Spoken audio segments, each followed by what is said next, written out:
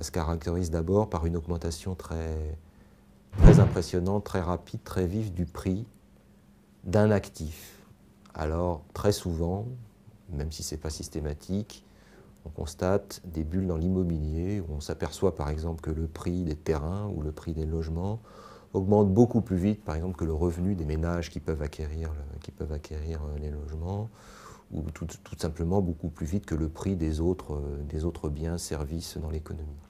Donc une bulle, c'est d'abord l'accroissement d'un prix au-delà du raisonnable. Quand vous avez un taux de rendement qui est bas, ou un coût de l'accès au financement qui est bas, vous avez des gens qui se disent « allons-y, donc nous allons nous endetter, n'est-ce pas ? Et avec le fruit de cet endettement, nous allons investir dans quelque chose qui est censé nous rapporter. » C'est la nature humaine, c'est la gourmandise. C'est quand même mettre un môme devant un paquet de bonbons, vous verrez, c'est la même chose. On en a eu plein d'exemples. Il y a eu l'exemple japonais, il y a plus de 20 ans maintenant. Vous avez des exemples plus récents. On a parlé de bulle Internet aux États-Unis au tournant des années 90 et 2000. On a parlé de bulle immobilière dans les années 2005-2006 aux États-Unis. Donc ce sont des phénomènes qui arrivent de temps en temps, qui se produisent de temps en temps. Donc au Japon, à la fin des années 80, où le prix du mètre carré à Tokyo ou dans les grandes villes avait atteint des niveaux absolument faramineux et hors de toute proportion avec la richesse, même importante, des Japonais de l'époque. Et la bulle japonaise, c'est une combinaison de crédits immobiliers distribués très généreusement jusqu'à la fin des années 80 et du hausse des prix des terrains, des logements.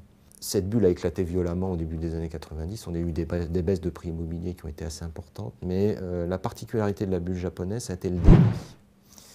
Et en particulier le déni des autorités monétaires qui ont tardé en fait à prendre en compte la gravité du phénomène, l'ampleur du phénomène également, et à accompagner effectivement notamment le secteur financier dans le dégonflement de la bulle.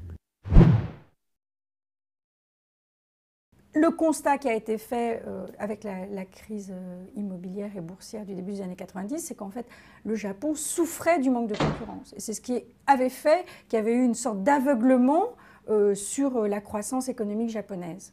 Et le marché du travail au Japon est un marché qu'on appelle dual, où il y a une catégorie effectivement d'employés très protégés, puis une autre, beaucoup moins protégée, qui sont des travailleurs en contrat à durée déterminée.